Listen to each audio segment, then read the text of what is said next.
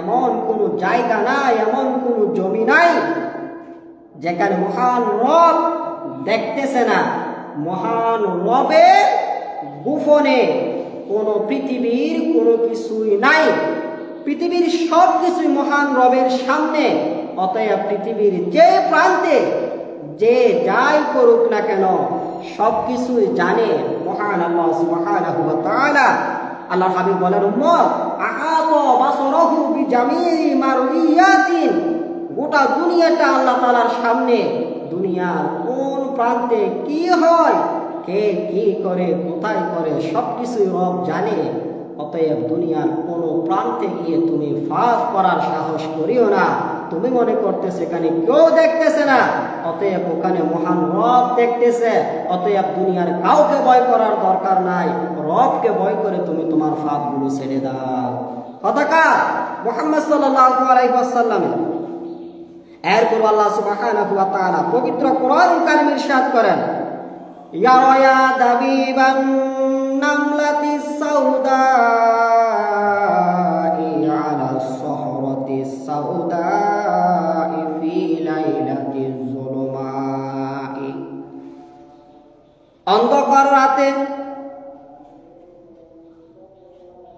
অন্ধকার রাতের মধ্যে পাহাড়ের গুহায় কালো পাথরের উপর কালো পিপিলিকার পায়ের ছাপ পর্যন্ত আল্লাহ তাআলার সামনে স্পষ্ট। সুবহানাল্লাহ। রাতের অন্ধকার, আবার পাহাড়ের গর্তের অন্ধকার, আবার পাহাড় পাথরও কালো। ওই কালো রাতে কালো পাহাড়ের গর্তে কালো পাথরের উপরে কালো পিপিলিকা হেঁটে যাওয়ার সময় ওই পিপিলিকার পা পর্যন্ত মহান রবের কাছে স্পষ্ট। সুবহানাল্লাহ। দুনিয়ার মানুষেরা আমরা যতই চালাক, যতই জ্ঞানী, যতই বিচক্ষণ নিজেকে দাবি করি না কেন, গভীর রাতে গভীর পাহাড়ের গভীর গর্তে গভীর কালো পাথরের উপরে কালো পিপিলিকা আমাদের চোখে পড়ে না। অতএব আমরা যে যেটাই থেকে চালাক মনে করে পাপ করি না কেন, আমাদের পাপ মহান রবের কাছে গোপন নয়, আমাদের পাপ মহান রবের কাছে স্পষ্ট। আমাদের এই পাপের কারণে মহান রবের গজবের জায়গা জাহান্নামে যেতে হতে পারে, ঠিক না? অতএব আল্লাহ দেখতেছে না, এটা ভাবার কোনো কারণ নাই। এরপর আল্লাহ সুবহানাহু ওয়া তাআলা তার বান্দাদেরকে আরো স্পষ্ট করে দিয়ে বলেন, ওয়াসিরু কওলাকুম, বান্দা তোমরা গোপনে যা বলো তাও আমি জানি। আও জাহারু বিহি, বান্দা তোমরা প্রকাশ্যে যা বলো তাও আমি জানি। ইন্নাহু আলিমুম বিজাতিস সুদূর, বান্দা তোমার হৃদয়ে যেটা কল্পনা করো সেটাও আমি জানি। ইয়ালামুস সিররা ওয়া আখফা, বান্দা তুমি যেটা গোপন করো, বান্দা তুমি যেটা প্রকাশ করো, তুমি কানে কানে যেটা বলো, মনে মনে যেটা বলো, সব কিছু আমার কাছে স্পষ্ট। আল্লাহর কথা কোরআন কারীম আল্লাহ তাআলা বললেন, ওয়া আসিরু কওলাকুম, বান্দা তুমি যেটা বড় করে বলো সেটাও আমি জানি। আও জাহারু বিহি ওয়া আসিরু কওলাকুম, বান্দা তুমি যেটা ছোট করে বলো সেটাও আমি শুনি। আও জাহারু বিহি, বান্দা তুমি যেটা বড় করে বলো সেটাও আমি জানি। ইন্নাহু আলিমুম বিজাতিস সুদূর, বান্দা তুমি যেটা মনে কল্পনা করো সেটাও আমি জানি। ইয়ালামুস সিররা ওয়া আখফা, বান্দা তুমি যেটা কানে কানে বলো সেটাও আমি জানি। বান্দা তুমি যেটা মনে মনে বলো সেটাও আমি জানি। অতএব বান্দা তোমার কোনো কিছুই অস্পষ্ট নয়, ঠিক কি না? সম্মানিত মুসল্লিয়ানে কিরাম, আল্লাহ সুবহানাহু ওয়া তাআলা পবিত্র কোরআন মাজিদে ইরশাদ করেন, ফামান ইয়ামাল মিসকালা যাররাতিন খায়রান ইয়ারা ওয়া মান ইয়ামাল মিসকালা যাররাতিন শাররান ইয়ারা। বান্দা তুমি ভালো কাজ, যে ভালো কাজের পরিমাণ যতই ছোট হোক না কেন আমি আল্লাহ জানি। বান্দা তোমার খারাপ কাজের পরিমাণ যতই ক্ষুদ্র যতই ছোট হোক না কেন আমি আল্লাহ জানি। বান্দা তোমার পাপ বড় হোক, বান্দা তোমার পাপ ছোট হোক, বান্দা তোমার ভালো কাজের পরিমাণ বড় হোক, বান্দা তোমার ভালো কাজের পরিমাণ ছোট হোক, লা ইউগাদিরু সগীরাতান ওয়ালা কাবীরাতান ইল্লা আহসাহা।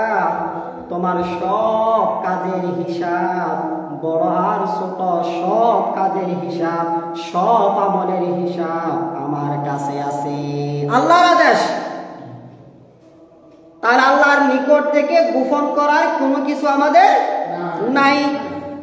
এরপর আল্লাহ তাআলা ব্যাখ্যা করতে গিয়ে বলেন, ইন তাকু মিসকালা হাববাতিন মিন খারদালিন। বান্দা তোমার আমল যদি সরিষার দানা পরিমাণ হয়, ওই আমলগুলো তুমি গোপন করে রাখতে পারবা না। কিয়ামতের দিন ওই আমলের বিনিময়ে তোমাকে গ্রহণ করতে হবে। ইন তাকু মিসকালা হাববাতিন মিন খারদালিন। সরিষার দানা পরিমাণ যদি আমার ভালো কাজ হয়, কিয়ামতের দিন আমি ওই ভালো কাজের বিনিময় পাবো। আর সরিষার দানা পরিমাণ যদি আমি খারাপ কাজ করে থাকি, কিয়ামতের দিন আমি ওই খারাপ কাজের বিনিময়ে পাবো। অতএব কোনো ভালো কাজকে ছোট করে দেখার সুযোগ আমার নাই, কোনো খারাপ কাজকে ছোট করে দেখার সুযোগ আমার নাই, ঠিক না? এরপর আল্লাহ তাআলা আরো ব্যাখ্যা করতে গিয়ে বলেন, ফাতাকুন ফি সহরাতিন। বান্দা তোমার পাপ যদি তুমি পাহাড়ের গুহায় করো, ওই পাহাড়ের গুহাতেও তুমি তোমার আমল গোপন করে রাখতে পারবা না। আও ফিস সামাওয়াতি। বান্দা তুমি তোমার কাজ যদি আসমানের কোনো একটা গোপন জায়গায় গিয়ে করো, সেটাও তুমি গোপন রাখতে পারবা না। আও ফিল আরদি। বান্দা তোমার কাজ যদি জমিনের কোনো একটা গর্তেও তুমি গোপন করে রাখো, সমুদ্রের অতল গহ্বরে গিয়ে যদি তুমি পাপ করো, ওই পাপটাও আল্লাহর কাছে স্পষ্ট। ইয়াতি বিহাল্লাহ, ইয়াতি বিহাল্লাহ। বান্দা তোমার কাজ যেখানে করো না কেন, যেখানে করো না কেন, যতই গোপন করতে চাও না কেন, বান্দা তোমার কাজ, তোমার বিনিময়, তোমার আমল আল্লাহ তাআলা সেখান থেকে নিয়ে তোমাকে দেখাবে আর বিনিময় তোমাকে দেবে। সম্মানিত মুসল্লিয়ানে কিরাম, মানুষ বড় অহংকার, মানুষ বড় কৃতজ্ঞ, মানুষ বড় নিমুখ হারাম। মানুষ মনে করে দুনিয়াতে যা পেয়েছি সব কিছু আমি অর্জন করেছি, এগুলো আমার কামাই না। না, দুনিয়াতে সব কিছু আমাকে আমার আল্লাহর দেয়া। দুনিয়াতে আমার কিছু নাই, আমার কিছু দেওয়ারও নাই, আমার কিছু নেওয়ারও নাই। অহংকার করার মতো আমার কাছে কোনো কিছু নাই। সম্মানিত মুসল্লিয়ানে কিরাম, আল্লাহ সুবহানাহু ওয়া তাআলা তার হাবিব মুহাম্মদ সাল্লাল্লাহু আলাইহি ওয়াসাল্লামের মাধ্যমে আমাদেরকে জানিয়ে দিলেন, আব্দি আনতা তুরিদু ওয়া আনা মুরিদু ওয়া লা ইয়াকুনু ইল্লা মা উরিদু। আল্লাহ তাআলা বলেন, বান্দা তোমরাও ইচ্ছা করো, তোমরাও আকাঙ্ক্ষা করো। ওয়া আনা মুরিদু, আমিও ইচ্ছা করি, আমিও আকাঙ্ক্ষা করি। ওয়া লা ইয়াকুনু ইল্লা মা উরিদু, তোমাদের আকাঙ্ক্ষা আমার আকাঙ্ক্ষা ব্যতীত পূর্ণ হবে না। আমার আকাঙ্ক্ষা কিন্তু তোমাদের আকাঙ্ক্ষা ছাড়া পূর্ণ হবে। বান্দা তোমরা যেটা চাইবা সেটা যদি আমি সহযোগিতা না করে তোমরা করতে পারবা না। আর আমি যেটা চাইবো সেটা করার জন্য তোমাদের সহযোগিতার দরকার নাই। এই জন্য নিজেরাই অহংকার করে কোনো কিছু করতে যাওয়া, এটাই হলো বোকামি। সব কিছু করার আগে রবের দরবারে হাজিরে দিয়ে রবের কাছে সাহায্য চেয়ে রবকে সন্তুষ্ট করে করা, এটাই হবে আমাদের জন্য যথার্থ। ঠিক কিনা?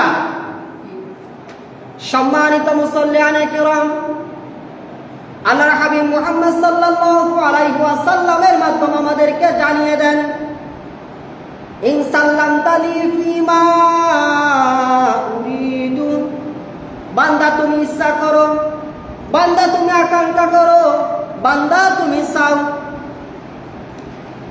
কাফাইতুকা ফিমা তুরিদু, ইন সাল্লামতা লি ফিমা উরিদু, বান্দা কথা দিলাম দুনিয়াতে যদি তোমরা আমার ইচ্ছা পূরণ করো, অর্থাৎ আমি আল্লাহ তোমাদের নিকট থেকে যখন যেটা চাইছি তোমরা যদি আমাকে তখন সেটা দিয়ে আমার চাওয়া পূরণ করো, কাফাইতুকা ফিমা তুরিদু, আমি দিয়ে তোমাদের চাওয়াও পূরণ করব। আগে আমি যেটা তোমাদের নিকট থেকে চাচ্ছি সেটা তোমরা আমাকে দাও, এরপর আমার নিকট থেকে তোমরা যেটা চাচ্ছ আমি সেটা তোমাদেরকে দেব। আমি যেটা চাইলাম সেটা তোমরা দেবে না, তোমরা যেটা চাইবা সেটাও আমি দেব না। ইনসাল্লামতা লি ফিমা উরিদু, তোমরা আমার চাওয়া পূরণ করো, কাফাইতুকা ফিমা তুরিদু, আমি তোমাদের চাওয়া পূরণ করব। এটা শুধু আল্লাহর না, দুনিয়াতে এরকম আছে না নাই? একজন বলতেছে ভাই আমাকে চা খাওয়াও, যাকে বলতেছে সে বলতেছে চলো দোকানে যাই, ওই ব্যক্তি বলতেছে না আমি দোকানে যাব না, তাহলে আমি তোমাকে চাও খাওয়াবো না। ঠিক না? চা দাও, দোকানে যাও, দোকানে যাব না, চাও খাওয়াবো না।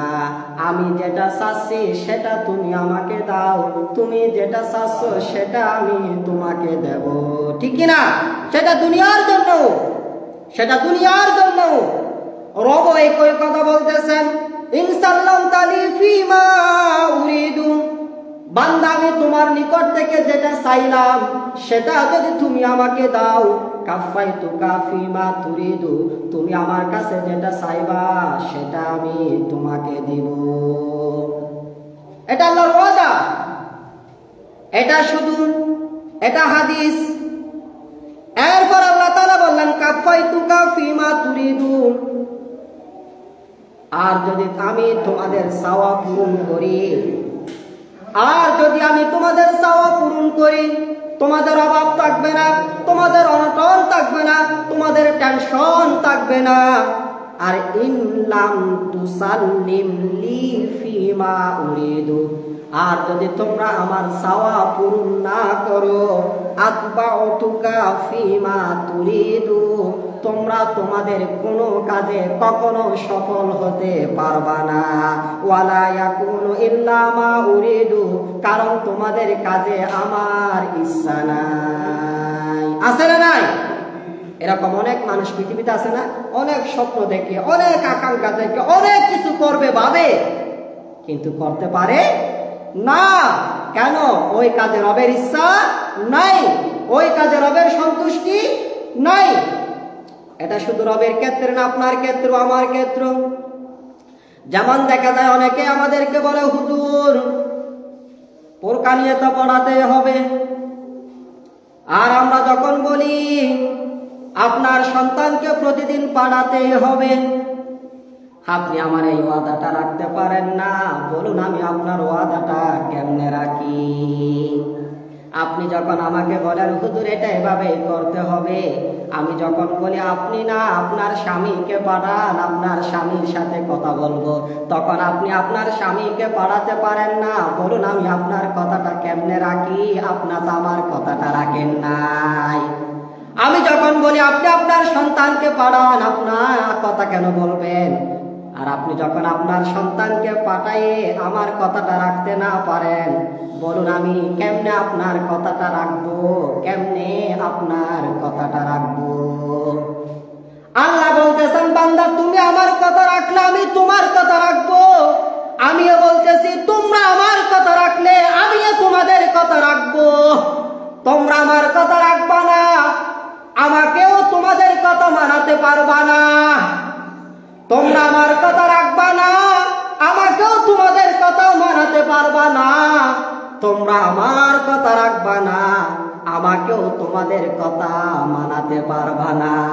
আল্লাহ বলতেছেন বান্দা তোমরা আমার কথা শুনবা না, আমিও তোমাদের কথা শুনবো না। তোমরা আমার ডাকে সাড়া দেবে না, আমিও তোমাদের ডাকে সাড়া দেব না। তোমরা আমার কাজ করবা না, আমিও তোমাদের কাজ করব না। আমিও সিবাতাল্লাহি আল্লাহর গুণে গুণান্বিত হওয়ার জন্য বলতেছি তোমরা আমাকে যেটা বলবা সেটা ততক্ষণ করাতে পারবা না যতক্ষণ আমি যেটা বলবো সেটা তোমরা করবা না। যতক্ষণ আমি যেটা চাই সেটা দিবে না, ততক্ষণ তোমরা যেটা চাও আমি সেটা দেব না। আমি বলবো এখন সকাল হয় 5টা 20-এ, আপনি সন্তানকে পাঠান 5টা 40-এ, আপনি আমাকে বলবেন, তখন ঘুম থেকে উঠবে না, সন্তান ঘুম থেকে উঠবে 7:30টায়, আপনি আসবেন 8টায়। আমি আপনার কথা মানব না, আপনার কথা শুনে আমি চাকরি করব না। আপনি যদি আমার কথা না রাখেন আমি আপনার কথা রাখার এখতিয়ার রাখি না। আপনি কোন সাহসে রাস্তায় দাঁড়িয়ে আমার সাথে কথা বলেন? কে আপনাকে অধিকার দিয়েছে? মসজিদে যখন চাকরি করার জন্য আসছিলাম তখন এই কথা আমাকে কেউ বলে নাই। আপনি হাঁটার সময় কোনো একটা নারী দাঁড়িয়ে আপনার সাথে কথা বলবে, ওই নারী ছেলের মতো কথা বলবে, আপনি ছেলে হওয়ার পরও ঘোমটা দিয়ে বসে কথা শুনবেন, চোখ তুলে তাকাতে পারবেন না। এভাবে হলে আমাদের মসজিদে চাকরি করবেন, অন্যথায় সোজা চলে যাবেন। এই শর্ত দিয়ে আমি মসজিদে আসি নাই। অতএব আমার সাথে যদি কারো কোনো কথা বলতে হয়, হয়তো মাদ্রাসার কোনো একটা দায়িত্ব, মসজিদের কোনো একটা দায়িত্বশীলকে বলবেন, অথবা স্বামী থাকলে স্বামীকে পাঠাবেন, ছেলে থাকলে ছেলেকে পাঠাবেন, কোনো একটা পুরুষের মাধ্যমে আমাকে বলবেন। কোনো একটা নারী এসে রাস্তায় দাঁড়িয়ে কয়েকজন মানুষের সামনে তুচ্ছ তাচ্ছিল্য করে কথা বলার এই সুযোগ আমি কাউকে দেব না। এই সুযোগ আসার আগে আমাকে মসজিদ থেকে বিদায় করে দিবেন। এইরকম চিন্তা করে যদি আমাকে চাকরি করতে হয়, আমি এইরকম চিন্তা করে চাকরি করব। আপনি তো লেখাপড়া করেন নাই, আপনি যদি এইরকম কারো অধীনে থেকে জীবনযাপন করাটা আপনার ক্ষেত্রে আপনি এটা ছোট মনে করেন, আমি লেখাপড়া করে কারো গোলাম হয়ে থাকা এটাকে আমি আমার জন্য ছোট মনে করব না। কেউ আপনার সাথে দাঁড়িয়ে রাস্তায় কথা বলুক, আপনাকে তুচ্ছ তাচ্ছিল্য করবে, এটা আপনি মেনে নিচ্ছেন না। তা আমি কেন মেনে নিব? কখনো সম্ভব নয়। আর আমাকে যেই দিন বলবেন এই কাজটা করতে হবে, সেই দিন আমারও কিছু কথা আছে, এগুলো শুনতে হবে। আপনার ছেলে আমি পড়াবো, আপনার ছেলেকে আমার কাছে ওস্তাদ হিসাবে পড়াবো না, ছাত্র হিসাবে পাঠাতে হবে। আপনার ছেলেকে আমি কিছু বলতেও পারবো না, পড়া না শিখলে একটা বাড়িও দিতে পারবো না, একটা ধমকও দিতে পারবো না। আবার বলবেন আপনি আমার ছেলেকে পড়াবেন, না না, আপনি আর ছেলে আমার কাছে যেই দিন ছাত্র হিসাবে আসবে সেই দিন আমি পড়াবো। যেই দিন আপনার ছেলে আমার কাছে ওস্তাদ হিসাবে আসবে, আমাকে ছাত্র মনে করবে, আমাকে গোলাম মনে করবে, সে ততদিন পর্যন্ত আমি আপনার ছেলেকে আপনার মেয়েকে পড়াবো না। যেই দিন আপনার ছেলে ঘোষণা দেবে আমি অভিভাবক, আমি টিচার, সেই দিন আপনার ছেলেকে আমি পড়াবো। আপনার ছেলে আমার কাছে আসবে নেতা আসে মতো, কি মতো? নেতা আসে মতো। মনে হচ্ছে যে ওই যে উবাইদুল কাদের চলে আসতেছে, ফ্যান থাকবে টাকনুর নিচে, এক হাতে থাকবে ইটের টুকরা, আরেক হাতে থাকবে ওই সিয়ারাটা। এরপর আসবে, খুট করে ঢুকবে, খুট করে চলে যাবে, ইচ্ছা মতো বকা দিলে ধমক দেবে আর মা বাবাকে গালি দেবে। এরকম সন্তানকে আমি পড়াবো না। আপনি আপনার সন্তানকে আগে ছাত্র বানান, এরপর আমি উস্তাদ হয়ে আপনার ছাত্রকে পড়াবো। আপনি কেন আমার সাথে কথা বলবেন? আপনি ছেলেকে পাঠান, আপনি ছেলেকে পাঠান, ছেলে আমার সাথে, আমি ছেলের সাথে কথা বলবো। আমি মসজিদ থেকে বের হয়েছি মাত্র, কয়েকটা মুসল্লি আমার সামনে, তখন আপনি একেবারে আমাকে বলবেন হুজুর আপনি এই কাজটা কেন করেন নাই? এই কথাটা আপনি আপনার ছেলেকে বলতে পেরেছেন কখনো? যদি বলতে পারতেন তাহলে আপনার ছেলের মুখে আমি রাস্তা দিয়ে হাঁটার সময় গালি কেন শুনি? গালি কেন শুনি? গালি কেন শুনি? গালি কেন শুনি? আপনার ছেলের মোবাইলে আমি আসা যাওয়া করার সময় গান কেন শুনি? গান কেন শুনি? গান কেন শুনি? যতদিন আপনি এগুলো ঠিক করতে পারবেন না, ততক্ষণ আমাকে আপনি আপনার বানাতে পারবেন না। এরপর আমাকে বলা হলো কি, হুজুর অমুক মসজিদুর হুজুরে বিদায় করি দেয় আগামী শুক্রবারে মনোলেখন ফুরকানিয়ন ভরাতে, তো আয় হইলাম দে আগামী শনিবারে আরো বিদায় করি থন না। কেন আমাকে অমুক মসজিদের হুমকি দেবেন কেন? আমাকে অমুক মসজিদের হুমকি দেবেন কেন? আমিও যদি আর একটা মসজিদ দেখাই আপনাদেরকে উদাহরণ দিয়ে, আপনারা তখন রাখতে পারবেন? পারবেন না। আমাকে অমুক মসজিদের হুমকি দেবেন কেন? আপনি আমার কাছ থেকে যেটা প্রাপ্য সেটা বলবেন, আমি সেটা দিতে পারলে থাকবো, দিতে না পারলে না থাকবো, কিন্তু আমাকে আপনি হুমকি দেবেন কেন? হুমকি কেন দিবেন? না না, এগুলো দেওয়া যাবে না। আজকে জুমাবার না, আগামীকাল শনিবার, বলছি যে শনিবার আমাকে বিদায় করে দেন, এটা বলছিলাম, কিছু বলে নাই। অতএব আপনারা বাসায় গিয়ে বলে দেবেন কোন নারী যেন আমার সাথে রাস্তায় দাঁড়িয়ে কথা না বলে। আপনারা মারা গেলে বলবে যে, আপনারা বিদেশে থাকলে বলবে যে, আপনারা পাহাড়ে থাকলে বলবে যে, আপনি বাসায় থাকবেন, আপনার স্ত্রী যেন আমার সাথে কথা না বলেন। আপনার ছেলে আছে বড়, আপনার ছেলে থাকতে দেন, আপনি আমার সাথে কথা না বলেন। অতএব আমার সাথে কথা বলার আগে একজন উস্তাদের সাথে, একজন হুজুরের সাথে, একজন নবীর ওয়ারিসের সাথে কিভাবে কথা বলতে এটা আগে শিখবেন, এরপর কথা বলবেন। আগে এটা শিখবেন, এটা না শিখে আপনি এভাবে কথা বলবেন না, এভাবে কথা বলবেন না। এখন যে কথাগুলো বলছি এই কথাগুলো মানতে পারলে রাখবেন আমাকে, আর মানতে না পারলে আমাকে বিদায় করে দেবেন, কোনো দরকার নাই। আপনি আমার গোলাম নয়, আমি আপনার গোলাম নয়। আপনি আল্লাহর গোলাম, আমি আল্লাহর গোলাম। আপনাকেও আল্লাহ খাওয়াচ্ছে, আমাকেও আল্লাহ খাওয়াচ্ছে। আপনি যদি পরিশ্রম করে খেতে পারেন, আমি খেতে পারবো না? আপনি যদি আরেকজনের গোলাম হয়ে থাকতে না চান, তাও আমাকে কেন আপনার গোলাম হয়ে রাখতে চাইবেন? অতএব এগুলো ভুলে যাবেন। আল্লাহ তাআলা আমাদেরকে দয়া করে তৌফিক দিন। আমিন। ওয়া মা তৌফিক ইল্লা বিল্লাহ। আসসালামু আলাইকুম ওয়া রাহমাতুল্লাহ।